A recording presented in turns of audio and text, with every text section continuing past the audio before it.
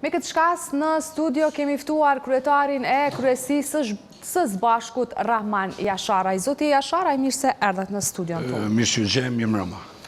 Ju sot i keni dërguar letra të gjitha institucioneve kryesore të Kosovës, përmes të cilave keni paralajmëruar se nëse nuk bëhet ngritja e pagave prej 25%, ashtu siç ishte premtuar nga qeveria e kaluar, dhe nëse nuk realizohet në plotëni kontrata kolektive, ju do të futeni në grev, madje edhe do të ketë ndërprerje të mësimit. Po, është shumë e saktë.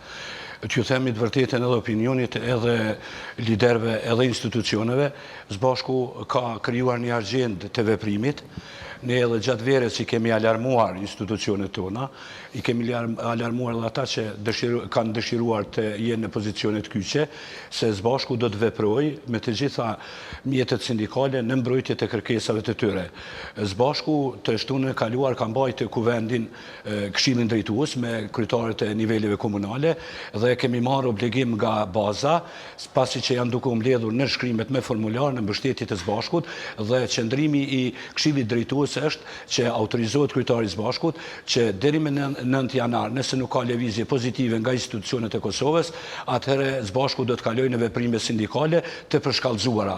Sot kemi dërguar një letër për t'u bërë me dije dhe në mënyrë ligjore institucionet tona, duke filluar nga presidentja Jahjaga, kryeministri Mustafa, kryeparlamentari dhe 2 ministrat që janë të lidhur kyç me pagat, po dhe me kontratën, që të reflektojnë. Në të kundërtën, nëse nuk kemi një reflektim të tillë, atëherë Zbashku i mbetet, gjithsesi kryetarit i mbetet që me 10 janar të shpall veprimet sindikale që po përsëris do të jenë të përshkallëzuara.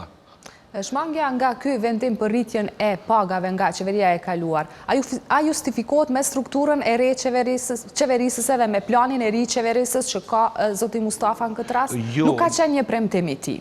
Jo, nuk justifikohet nga se kryeministri Mustafa dhe stafi i tij, po edhe pjesa tjetër e qeverisë janë nga partia që ishte në pushtet, dhe vetë kryeministri Mustafa është dash të i parashoh me kohë premtimet, po edhe të di se kontrata kolektive nuk është kërkesë e re e jona, po është nënshkruar në prillin e vitit 2014, dhe pikërisht në atë kohë me marrëveshje dhe me nënshkrim është thënë se pikat që kërkojnë implikime buxhetore do të vënë në jetë në janarin e vitit 2015.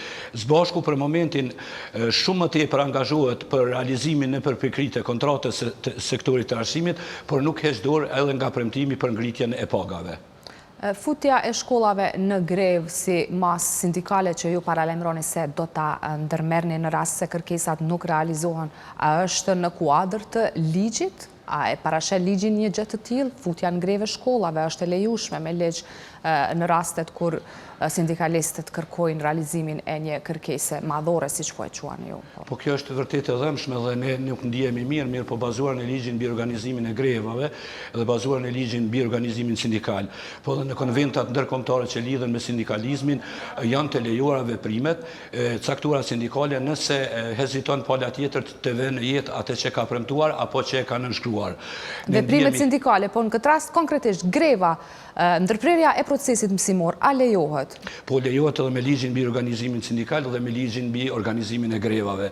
Dhe pikërisht ne jemi duke respektuar këtë ligj, nga se fillimisht ne nuk do të shkojmë me grevë të përgjithshme, po do të shkojmë me grevat paralajmëruese që ka kuptimin pas 10 janarit do të jetë mosmbajtja një ore mësimore në gjithë Kosovën, pastaj pas 2 ditë nëse nuk reflekton qeveria do të shkojmë me ndërprerje mësimi për 1 ditë pune, e pastaj nëse as kjo nuk ndikon, atëherë ne jemi të shtyrë të shpallim grevë të përgjithshme. Por ju me çdo kusht jeni të vendosur në realizimin e kërkesës për ngritjen e pagave prej 25%. Po as më shumë karshi ngritjes së pagave të cilat duhet të negocohen, të jam i qartë për opinionin.